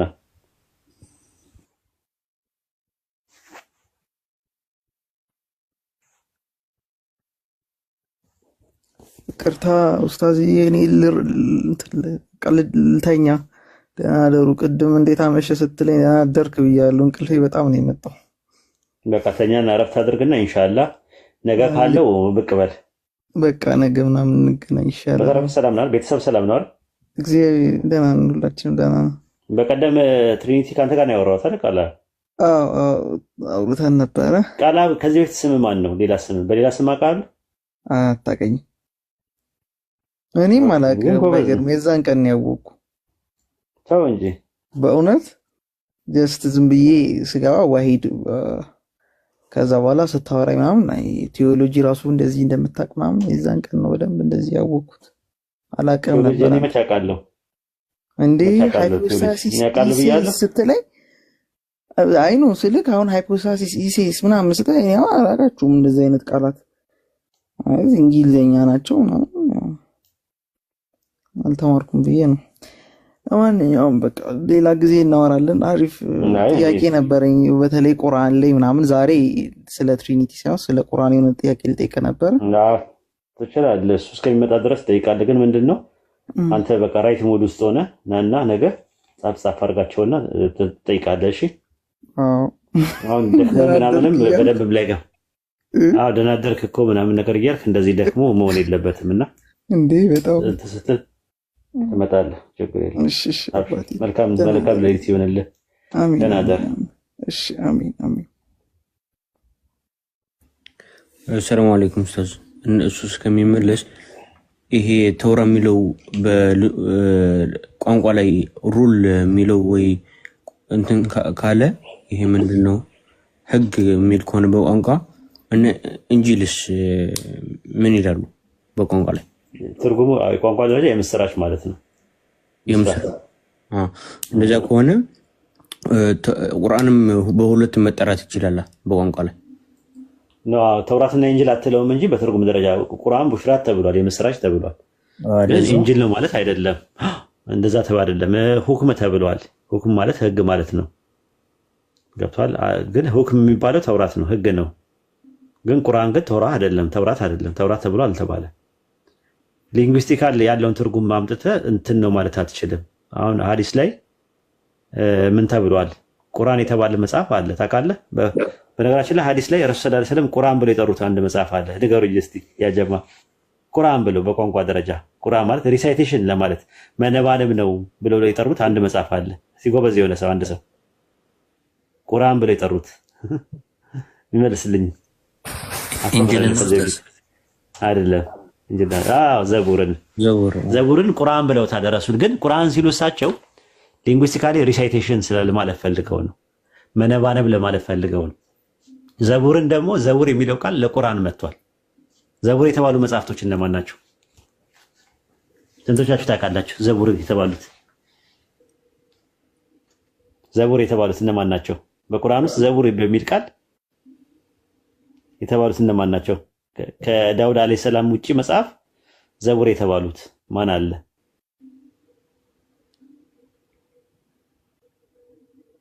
ሰነፎች ማማ ዘቡር ተብለዋል በቁርአን ውስጥ። ዘቡር የሚለውን ቃል ዘቡር የሚል ቃል በቁርአን ውስጥ ብዙ ቦታ አለ። መጽሐፍት ለሚለው መጥቷል። ዘቡር የሚለው ቃል ብዙ ቦታ ላይ ማለት ነው። ዘቡር የሚለው ቃል ማለት ነው። ዘቡር የሚለው ቃል እንትን ነው። ግን የዘቡር ብዙ ቁጥር ምንድን ነው? ዝቡር ነው። ዝቡር በሚል መጥተዋል። ሁሉም ያላ መጽሐፍቶች በአጠቃላይ ዝቡር ተብለዋል። የቱ ጋር ታገኙታላችሁ? በሱረት ነህል ምዕራፍ 16 ቁጥር 44 ላይ ነቢያትን በግልጽ ማስረጃዎችና በመጽሐፍት ላክናቸው ይላል አላህ። መጽሐፍት ለሚለው ቃል የገባው ቃል ምንድን ነው? ዝቡር የሚለው ቃል ነው። ዝቡር ደግሞ የዘቡር ብዙ ቁጥር ነው። ስለዚህ ዘቡር ማለት ለዳውድ አለይሂ ሰላም የተጻፈበት መጽሐፍ ብቻ ሳይሆን ዘቡር ማለት መጽሐፍ በሚል ይመጣል። ኪታብ በሚል ይመጣል በትርጉም ደረጃ። በሱረቱ አሊ ኢምራን ምዕራፍ 3 ቁጥር 184 ላይም እንደዛ ነው። ቢያስተባብሉ ከአንተ በፊት በግልጽ ታምራትና በመጽሐፍት በብሩህ መጽሐፍት የመጡትን መልእክተኞች በርግጥ አስተባብሏል። መጽሐፍት ለሚለው ቃል አሁንም ዝውር የሚል ቃል ነው የሚጠቀመው። በሱረቱ ፋጢር ምዕራፍ 35 ቁጥር 25 ላይም እንደዛ ነው። መልእክተኞችን በግልጽ ማስረጃዎችና በመጽሐፍት ላከን ይላል። መጽሐፍት ለሚለው ቃል ዝውር ነው የሚጠቀመው የአረብኛው ማለት ነው። እና እንደዛ አንድ ቃል የተለያየ ትርጉም ሊኖረው ይችላል በትርጉም ደረጃ ቃሉ ማለት ነው። ግን አሁን እዚህ ጋር ዝውር እያለ የሚያወራው ለዳውድ አለይሂ ሰላም የተሰጠውን መጽሐፍ በፍጹም አይደለም። እዛ ላይ በቁርአን ላይ ሲናገር አላህ በእንትን ላይ በሱረቱ ኢስራ ምዕራፍ 17 ቁጥር 55 ላይ ለዳውድ ዘቡርን ሰጠነው ይላል። እንትን ላይም ሱረቱ ኒሳ ምዕራፍ 4 ቁጥር 163 ላይ ለዳውድ ዘቡርን ሰጠነው ይላል። አሁን ዘቡር የሚለው ስፔሲፋይ የሆነ ስም ያለው መጽሐፍ ነው። ነገር ግን ዘቡር ማለት መጽሐፍ ማለትም በሚል ይመጣል ቁርአን ላይ። ልክ እንደዛውም በሐዲስ ላይ ረሱል ሰለላሁ ዐለይሂ ወሰለም ለዳውድ አለይሂ ሰላም የተሰጠውን ዘቡር ቁርአን ብለውታል ረሱል። ግን ቁርአን ሲሉት የእሳቸው ላይ የወረደውን ቁርአን አይደለም። ቁርአን ማለት ሲምፕሊ ሪሳይቴሽን ማለት ነው፣ መነባንም ማለት ነው። ልክ ሪሳይቴሽን ነው ብለዋታል። ሪሳይቴሽን ማለት የሚነበነብ ማለት ነው። የዳውድ አለይሂ ሰላም መጽሐፍ የተሰጠው መጽሐፍ የምን መጽሐፍ ነው? የተህሊል፣ የተስቢህ ነው፣ ነሺድ ነው ራሱ ተህሚድ ማለት ያው አልሐምዱሊላህ ምን ነው። ተህሊል ማለት ያው ላኢላሃ ኢለላህ ነው። ተስቢህ ደግሞ ያው ሱብሃንአላህ ነው። እና ነሺድ ነው ራሱ። ነሺድ ማለት ዜማ ነው። ሙነሺድ ማለት አዛሚ አይደል? የሚያዜም ሙነሺድ ይባላል። እና ነሺዳ ነው ራሱ። ነሺድ ዜማ ነው ራሱ የነበረው ማለት ነው። መዝሙር የተባለው ከዛ አንፃር ነው። መዝሙር ላይ ግልጽ ነው ወንድማችን። ናም ናም ጀዛከላሁ ኸይር።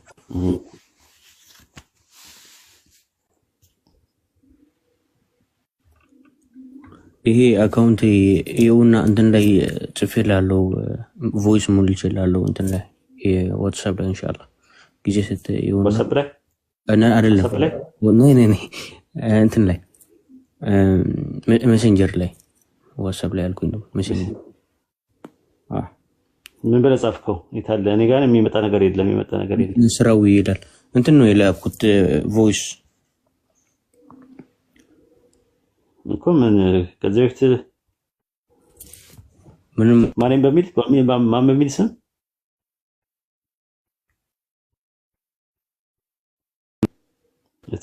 ከእንደገና ላክ። ኧረ አልመጣም። እኔ ጋር የመጣ ነገር የለም። ጓደኛ ካልሆነ አይመጣም ራሱ። ለዛ ይሆናል። ጓደኞች አይደለም ሪኩዌስት ልከለው። አይ ጻፍልኝ፣ እንትን ጻፍልኝ። አሁን ቲክቶክ ላይ ያወራሁ ነኝ ምናምን በለኝ። ምን ፈልገህ ነው? በውስጥ ኢንሻአላህ እንትን ነው ጥያቄዎች ፕራይቬት የሆናቸው ኢንሻአላህ። ፈትዋ ምናምን አልሰጥም። ፕራይቬት ፐርሰናል የሆኑ ጥያቄዎችን አላስተናግድም። የዲን ጉዳይ ከሆነ እዚሁ ጠይቀኝ። ከሌለ ደግሞ በጣም ከበድ ያለ ከሆነ ብለህ የምታስበው እዚህ ማውራት አልፈልግም ብለህ የምታስበው ከሆነ ጠይቀኝ። ግን ፕራይቬት ሲሆኑ ነገሮችን አላስተናግድም። ማለት ፈትዋ ምናምን ነገር አላስተናግድም። ያው እንደምትመለከተኝ እንትን እመስላቸዋለሁ። ይሁን አንዳንድ ሰዎች አዋቂ ስለምመስላቸው ነውና እንደዛ ነው። እዚህ ስንጣጣ ምናምን ሳወራ አዋቂ እመስላለሁ። ግን ለዛ ነው እኔ ፈትዋ መስጠት ምናምን አሊም አይደለሁም፣ አላውቅም። ስለዚህ ፈትዋ የሆኑ ነገሮችን ሌሎች ጋር ሄደ መጠየቅ ትችላለህ ማለት ነው ኢንሻአላህ። አብሽርሽ ፈትዋ አይደለም። እሺ እናመሰግናለን ለነበረ ቆይታ። ሰላም አለይኩም ኡስታዝ። ወአለይኩም ሰላም ወራህመቱላሂ ወበረካቱ። አይ መጨረሻ ሰዓት ላይ ጥያቄ የለኝም እኔ። እሺ ኮንታክት ማድረግ ፈልጌ ነበር አንተን ለማግኘት። እንዴት ነበር ማግኘት የሚቻለው? ያው እኔ ኤሌክትሪክ አይደለሁም ኮንታክት የምታደርገኝ።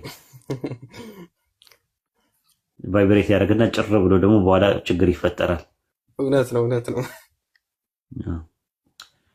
እሺ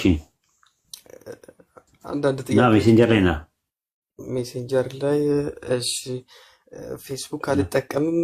አዲስ ፌስቡክ መክፈት አለብኝ ማለት ነው። ሰው አውጣና እና ሜሴንጀር ላይ እና እኔ ያው እንትን ቲክቶክ ኢንቦክሱን አልጠቀምም፣ ዘግቼዋለሁ። ለምን ይሄን ሁሉ ህዝብ ማስተናገድ አልችልም። ሜሴንጀር ላይ ግን ከመጣ የሆነ የተወሰኑ ሰዎችን ማናገር እችላለሁ። የተወሰነ ማለት ነው። በመልእክት ሳልጨናነቅ ማናገር። አንዳንድ ሰዎች ዝም ብለው የሚያወሩትን ነገር ዝም ብለው ነገር ያወሩኛል። ይመጡና ስለ ትዳር ያወሩኛል፣ ፈትዋ ይሰጡኛል፣ ይጠይቁኛል ምናምን ነገር እና ግራ ያጋቡኛል። እኔ ማለት እኔ አላውቅም። እኔ ፈትዋ እኔ እውቀቱ የለኝም። ሙፍቲም አይደለሁም አሊምም አይደለሁም። እና ፐርሰናል የሆኑ ነገሮችን ደግሞ እኔ መስማት አልፈልግም። ቢዚ መሆን አልፈልግም። 1 ሰዓት 2 ሰዓት ማውራት የሚፈልጉ ሰዎች አሉ ፐርሰናል ላይፋቸውን። እና እንደዛ ደግሞ ትንሽ ይከብዳል። ካለን ጊዜ አንፃር ንጽጽር ብንሰራበት ጥሩ ነው ባለን ሰዓት ማለት ነውና ከዛ አንፃር ነው እንግዲህ ኢንሻአላህ። ጥያቄ ካለብህ አደባባይ ላይ ማልናገረው ጥያቄ ያለኝ ካልክ የምትፈራው ጥያቄ ካለ መምጣት ትችላለህ ኢንሻአላህ። መርሃባን። እሺ ነይ ይመስላል። በርታ ኡስታዝ። ሜሴንጀር ላይ ያለው 85K ምናምን ያለው ነው ወይስ ሌላ አለ? እሱ ነኝ። ኦኬ። እና ጻፈው ስጽፍ ቲክቶክ ላይ አሁን ላይ ያወራሁ ነው ምናምን ብለህ ካልከኝ እናገራለሁ።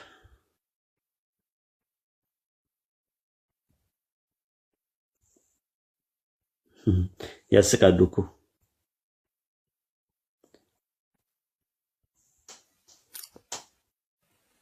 አሁን ከፍቼ ልጻፍ ኡስታዝ? ጻፍልኝ። አንዱ መቶ ምን እንዳለኝ ታውቃለህ? ላናገር ፈልጋለሁ ሜሴንጀር ላይ አለ እና አልኩት።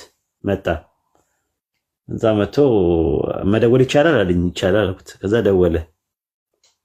ከዛ ሰላም አለይኩም ወአለይኩም ሰላም ደህና ነህ አለ። ቤተሰብ ሰላም ነው አለ። እሺ ምን ልታዘዝ አለ። አይ ሰላም ልልህ ነው የደወልኩት አለኝ። ማለት መታወራኝ ምንም ነገር የለም ስለው አዎ ችግር አለው እንዴ አለኝ። አይ ችግር የለውም። አይ እንደዚህ በጣም አጣልፈ ቲክቶክ አስመጥተህ እኔ ደግሞ የሆነ ጥያቄ ትጠይቀኛለህ ብዬ ሳስብ ለሰላምታ ነው ስትለኝ እዛው ሰላም አትለኝም ነበር እንዴ ቲክቶክ ላይ እኮ ምናምን ስለ አይ በቃ እንደዚህ ነበር ፈልገው አለኝ።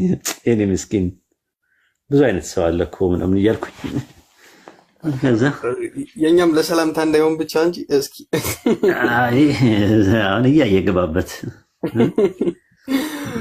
መርሐባ እያየገባ አይ እንትን ነው ምንም ችግር የለም ለፈገግታ ነው ያልኩት። ሰላምታ እኮ ራሱ አጀር አለው እኮ ሰላምታ ሰላም ነው ረከቱኛል ኡስታዝ አጀር አለው ካላህ ዘንድ አጀር አለው። ጨዋታ ያክል ነው ያልኩት።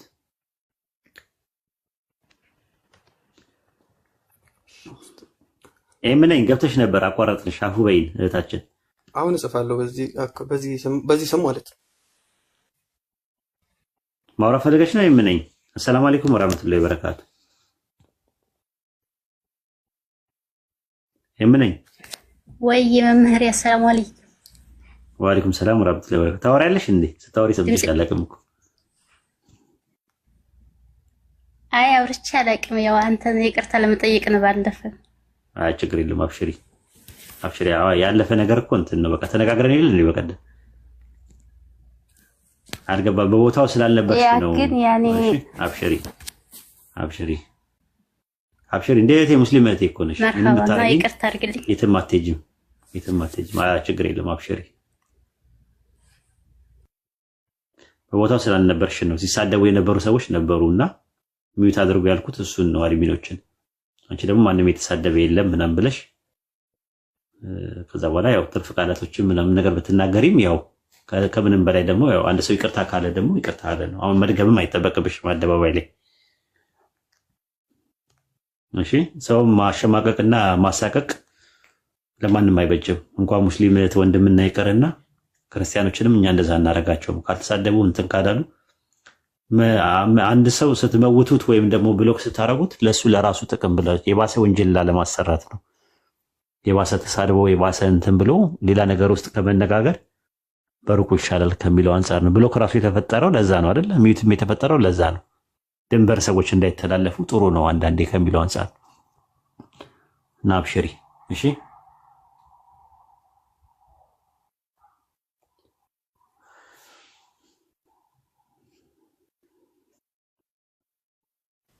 በቃ እንተኛ። አይ እንተኛለን። በቃ እረፍቱ ሰድ ጀዛከላሁ ኸይር። አላህ ይጠብቅህ። አባረኝ እኔ ነው ጃቢር